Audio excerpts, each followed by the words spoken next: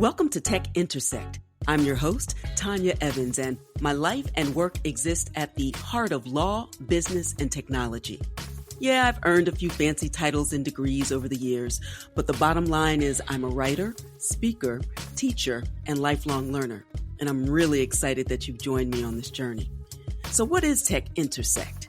Well, it's authentic, empowering conversations with really interesting guests who demystify complex topics to prepare you for the future. Because your future is now. And it exists where law, business, and tech intersect. Get ready to listen, learn, and leverage. Let's get started. In this episode of Tech Intersect, I chat with tech executive, diversity and inclusion activist, speaker, and author Bari A. Williams about the business case for diversity and inclusion in tech. We talk about COVID-19's devastating impact on progress in hiring for tech jobs, the role of entrepreneurship in bridging the divide, and Bari's recent Fast Company article, Why Diversity Efforts Might Be the Next COVID-19 Casualty. So get ready for a great episode that offers lots of facts and words of wisdom as we collectively find our way past surviving to thriving in this new, not so normal. A reminder, my free 1-hour masterclass from cash to crypto on everything you need to know to get off of the sidelines and into the crypto world safely, legally, and confidently without having any tech or finance experience. This class is for new entrants into the space as well as for those who need to, refresh your skills and learn the latest about the new digital economy, especially women. And fun fact, women are the fastest growing group to buy cryptocurrencies. So you definitely want to make sure you're not left behind again and that you position both your purse and your career for the future of money and work. Now, due to popular demand and the need to navigate around attendance caps, because so many of you are so excited not only about the free class, but also the relaunch of my full course, From Cash to Crypto. So I plan to do several free classes before the launch. The first is confirmed for October 3rd at noon Eastern Time. Details are available at advantageevans.com. That's advantageevans.com. Spread the word, tell a friend, and I look forward to connecting with you on October 3rd.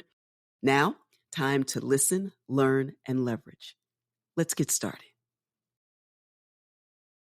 Today, I am so very excited to welcome tech executive, diversity activist, internationally renowned speaker, Bari A. Williams to the Tech Intersect family. She's already part of my personal family, but now I get to introduce her to some and to refamiliarize others. Many of you already know her, so I'm excited that she's spending some time with us today. Bari is Vice President of Legal Policy and Business Affairs at All Turtles. She'll tell us more about that in a moment. She previously served as head of North American business operations for StubHub and lead counsel for Facebook and created its supplier diversity program. And she believes, and I quote, diversity gets people in the door, but inclusion keeps them there. And that's what we're going to spend most of our time talking about today. Now, I don't know if this is a little known fact, but she has a mean Twitter game and is unapologetically honest. It's that point of view that really cuts to the chase and hits what really matters in the midst of madness. It's one of the many reasons that I adore and respect her so. And so, Bari, welcome. Thank you. Thank you for having me. Also, I'll slip you a 20 Absolutely. For that intro. Nice. I'm here all weekend. It's a 2-drink minimum. Okay.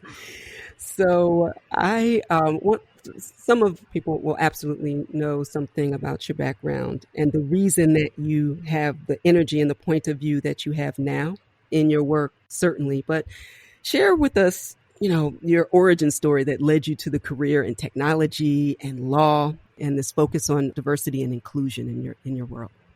I think what kind of led me there was just the idea of needing more Black attorneys who do transactional work as opposed to litigation.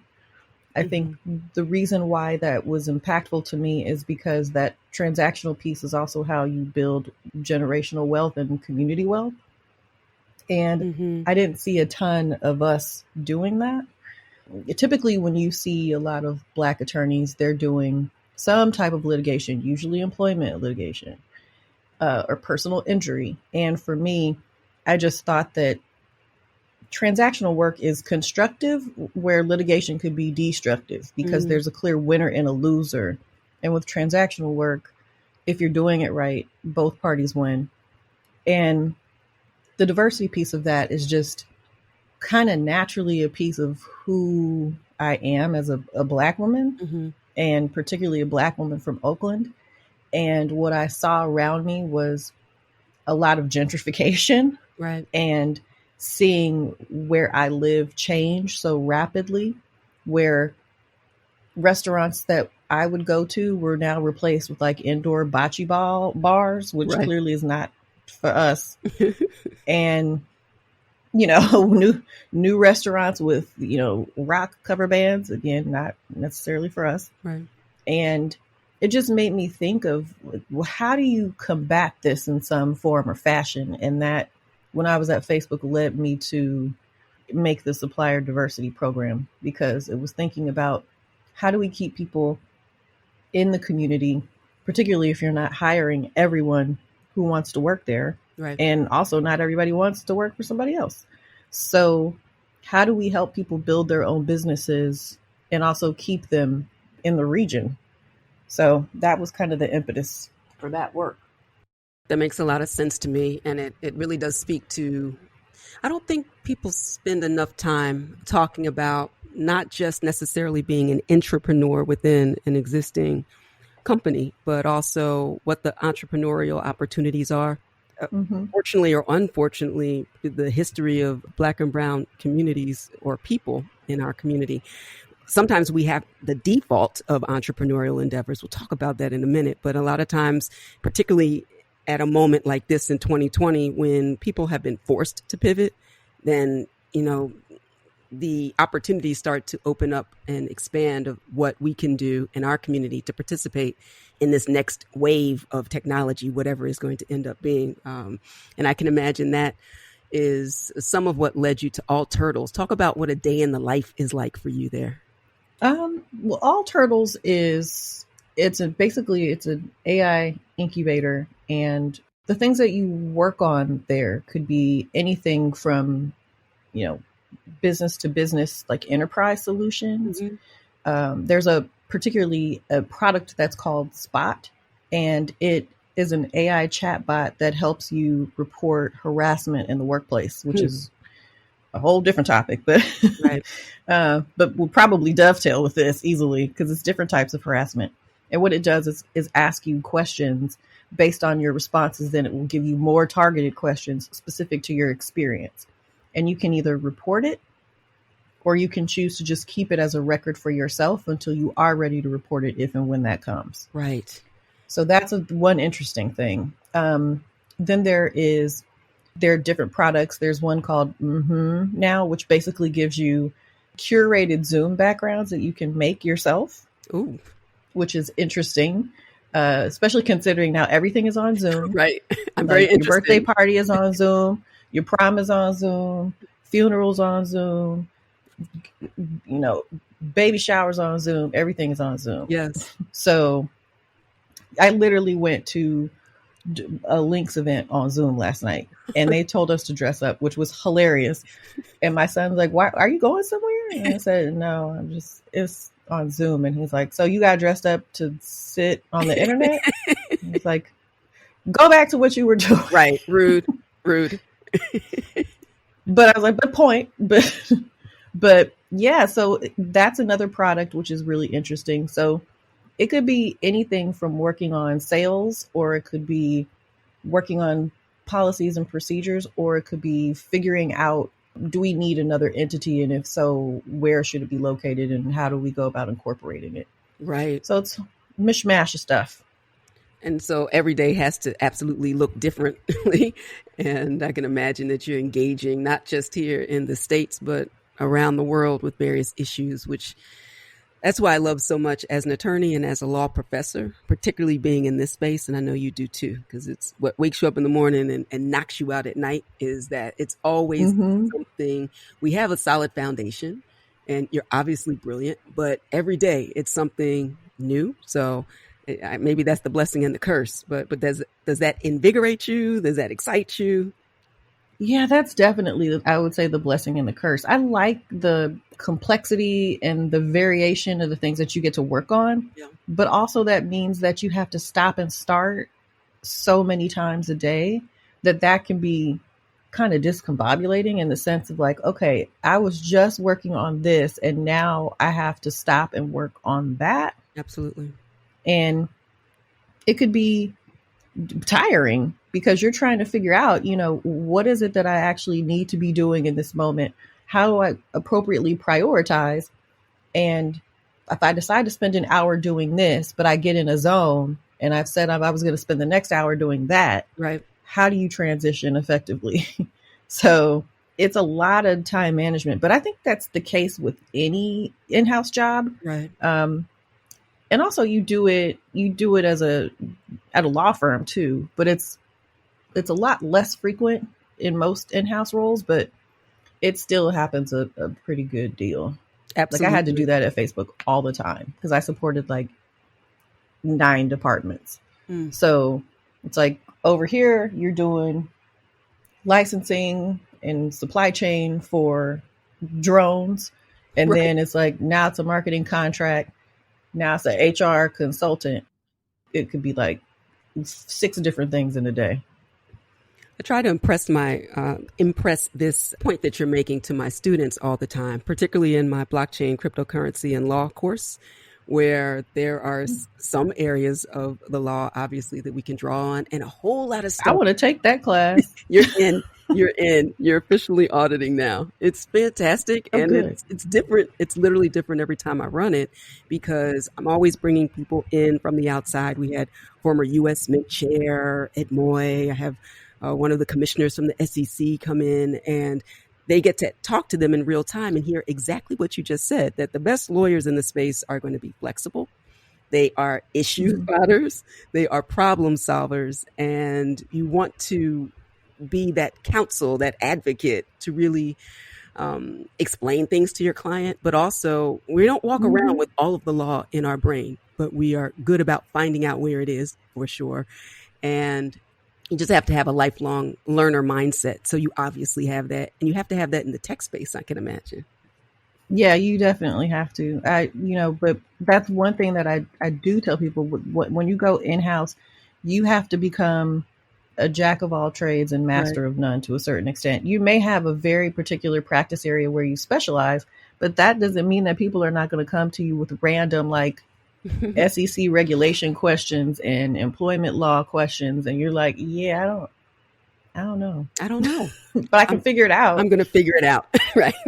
I'm going to figure it out. And but in my personal life, I tell people all the time, that is not my specialty. Like, oh, I have this real estate contract. Can you? Nope. I mean, I could, but but I don't think you want that. Right. And you get better at that as you go on too. And maybe you started out your career. I will speak for myself. I got better at it, and I'm a cut and dried kind of person when it comes to business for sure, and still having that growth mindset. But I started at Big Law. And then when I transitioned to practice with my mom for a time, she's a patent attorney until she's semi-retired to go into nonprofit work. And I remember the transition. She's much nicer than me, first of all, much, which means that we'd have a lot of people. It's like, oh, we'll work now and you can pay later and we'll figure it out. It's like, I don't really subscribe to that notion. I tithe my time professionally, but I decide I'm not going to take on people who ask for everything for nothing. Yesterday, that's not my ministry. But I think as a really great lawyer, you figure out what you do well.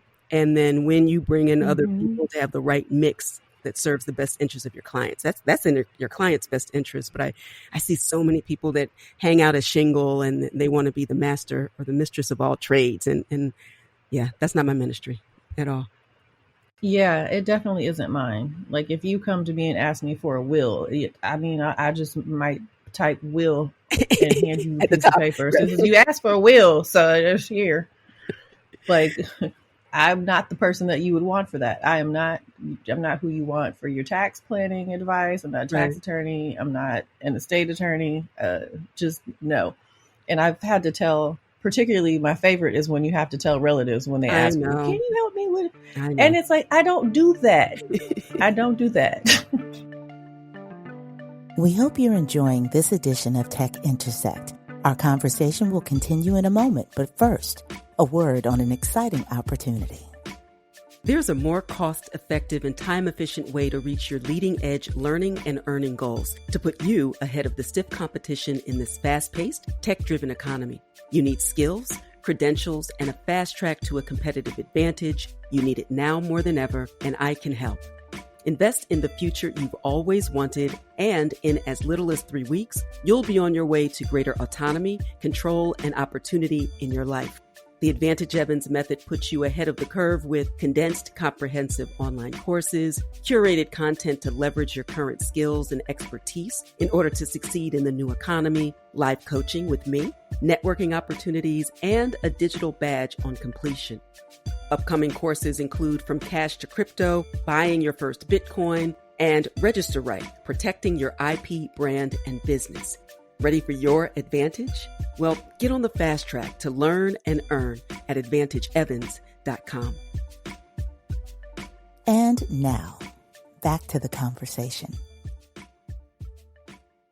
One of the things that I really wanted to talk to you about, you recently wrote a fantastic article in Fast Company, Why Diversity Efforts Might Be the Next COVID-19 Casualty.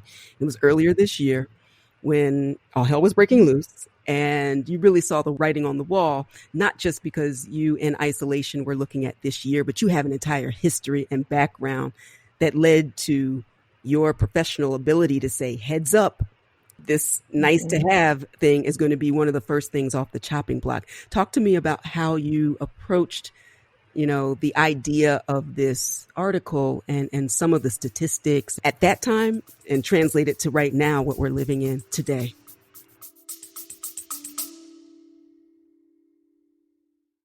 You love listening to podcasts, but have you ever thought about starting your own podcast? Maybe you want to build a brand, grow your business, or are looking for an excuse to talk about your favorite hobby. Whatever your reason for making a podcast, Buzzsprout is the place to start. Since 2009, Buzzsprout has helped over 300,000 people launch their own podcasts. Buzzsprout walks you step by step through the whole process and will give you powerful tools to start, grow, and monetize your podcast. Ready to get started? Click the link in the show notes to get our free step-by-step guide to starting your podcast today.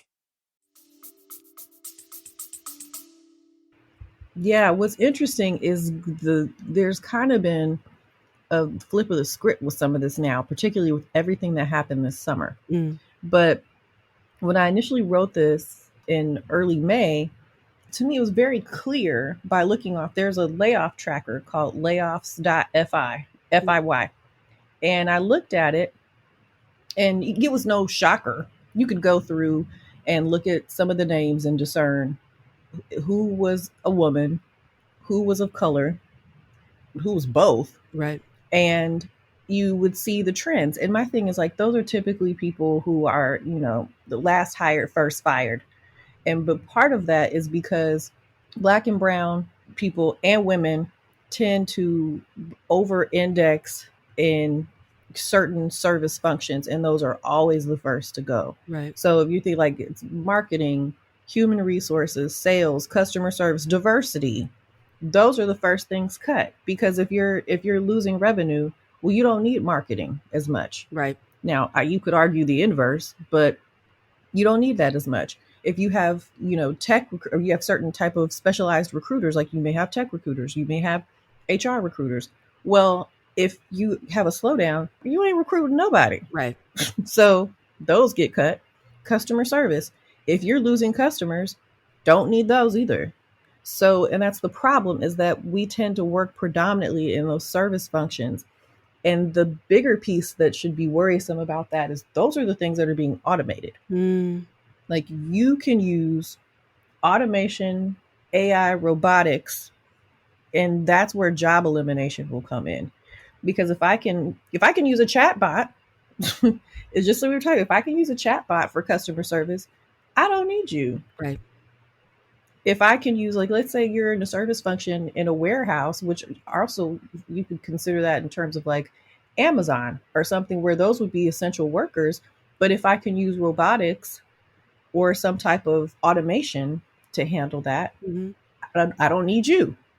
So the problem with that is there was a McKinsey study that noted that there will be roughly 5.5 million job losses over the next couple years because of that. So it's thinking about how do we retrain people? What should we be doing to retrain them? Right. And what should that look like? Now, I would argue in favor of public-private partnerships because at some point, the question becomes, what is the role of these large companies who are employing this technology and eliminating jobs for people? Like, what's your responsibility? Now, I'm sure they could easily argue none, but if you want people to continue to patronize your business, you might want to rethink that. Right. Right. Particularly with the demographic shifts that are fast moving. Right. So, but it's one of those things where diversity is, in moments like this, it's nice to have. It's not must have. So you're going to keep whoever it is that you think is most essential to your business in this moment. But the problem is the assessment of how you discern who is most essential tends to be pretty subjective, particularly in tech companies. Like, let's say you have two people, let's say you have a Latina and you have a white man. And maybe the white man got there first, but his productivity numbers are not as good as hers. But he's been there longer and he probably has a closer relationship with the manager. So he's going to be the one that gets to stay, even though he's less productive. Right. So it's thinking through things like that in terms of, how should you factor in and make ethical decisions around who stays and who goes. And oftentimes it is tenure. It's culture fit. It's personal relationships. Then you look at productivity and revenue generation. So those are things I think people need to be highly cognizant of, is when you're thinking about layoffs, you really do the assessment as to what are the factors that are making you lay off this person versus another. And my larger concern when I initially wrote this was I think that these jobs are not going to come back, because the other thing is people are learning to do more with less. Right. So they're going to easily make the argument, well, we don't have to keep hiring because we figured out how to do this with less people. But then the summer happened and now everybody loves Black everything, at least for the moment. For the moment, but you are correct. And so I think it's great that people can find a way to capitalize on that to a certain extent. But what I haven't seen is those particular roles come back. What I have seen is people do, PR stunts where it's like, okay, well, we're going to give X amount of dollars to grants for Black founders. And that's fantastic. Right. That has nothing to do, though, with the 100 employees that you laid off. So it's like, let's see you give those people their jobs back and you donate this money for a grant. Absolutely. Absolutely. It's a both and. It doesn't have to be either or. I'm thinking about all of the tech companies and, both in the finance and the tech space that are refocusing their efforts on in-house training. To some extent, that was a thing of the past until it became a thing of the present, particularly with all of the shifts in education as well. I am highly controversial in always saying that higher ed costs way too much and takes way too long. And I earned tenure 7 years ago. A law professor for sure, but I am also the CEO of me, and I'm an entrepreneur at heart.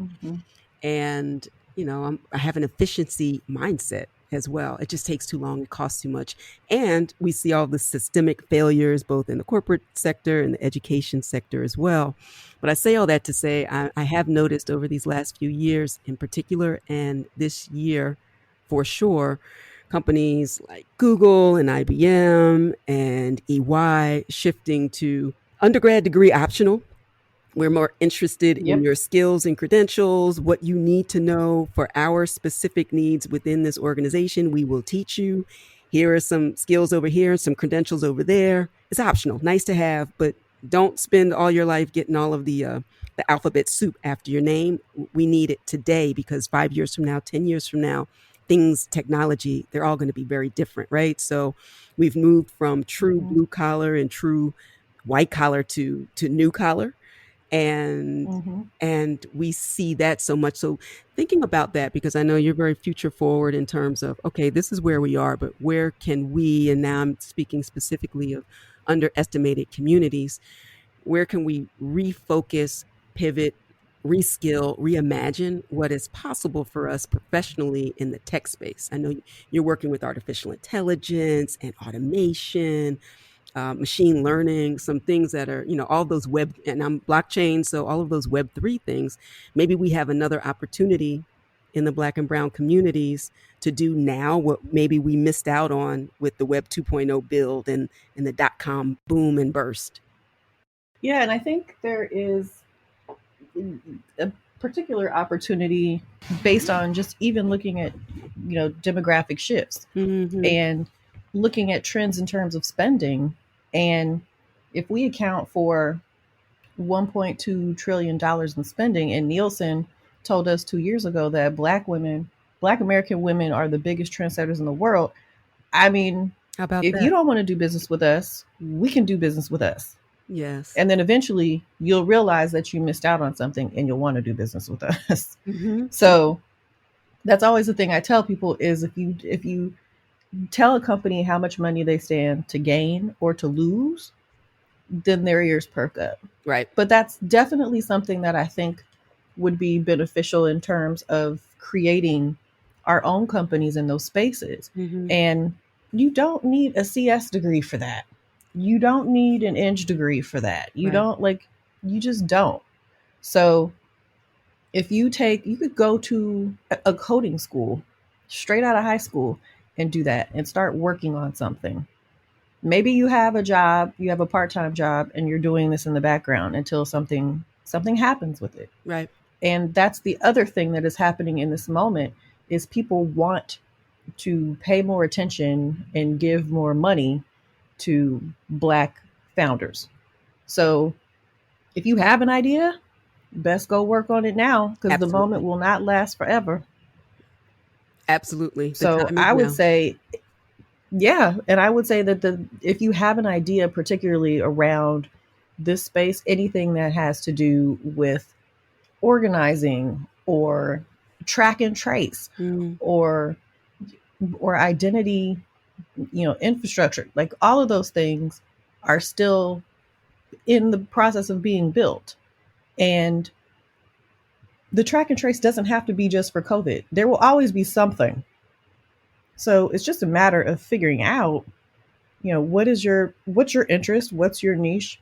What can you build? Right. And also I tell people, you don't have to be technical in order to be the founder. You can have a technical co-founder, right, who helps you with this. So I think that there's a ton of opportunity for that. And then, what will end up happening, which I think will end up happening, just like you saw with Tristan Walker, he was doing consumer products. It wasn't even like really that tech oriented. Mm-hmm. And Procter & Gamble acquired his company. So, I mean, I think that's, if we do it right, that is the future. If we build it, they will come. I love that so much. And I believe that very strongly. And I'm so glad that you have reminded listeners that you don't have to necessarily have a CS background. You don't have to be a technologist. There are, one of my dearest friends in the blockchain space owns this company called Axes and Eggs. He's like, he may never build any blockchain, but when he thinks about the gold rush, you don't necessarily have to be out there finding the gold per se, but they're going to need picks and shovels and tents and eggs and like all of the things that support an ecosystem, figuring out, as you say, what your interests and expertise, where that lies, and figure out your lane, and then take a deep dive in your lane. And finally, you don't have to figure out everything, but you do have to set the intention of how you intend to move forward. And I am a strong believer that the things, the people, the resources that you need will show up, because we are certainly, if nothing else, a very resourceful people. Yeah. And that's what I think that we have taken advantage of to a certain extent. And that's why you see so many entrepreneurs. Yes. But the other piece about that is, I can't remember the adage perfectly, but it was something like, if you don't get a seat at the table, bring your own chair. Yes. And then somebody else was like, or make your own table. He said that part. You're right. Or make your own table. You don't have to beg for something that somebody doesn't want to give you, or they give it to you reluctantly. I remember I had a conversation on a podcast, and the host was saying how she was there for like 6 months, and someone told her how great her work was. And it was like, wow, your work is so great. I would have never thought you were the diversity hire. And I was like, oh, we're saying that out loud? The quiet parts. Oh, right. Basically what you're saying is, I didn't think you'd be able to do the work because, you were the diversity hire. But good for you, Black girl. Right. Tap, tap on the head. Like, look at you exceeding expectations. Who knew? Imagine that, doing all of that with so little. Who does that? Yeah, I did.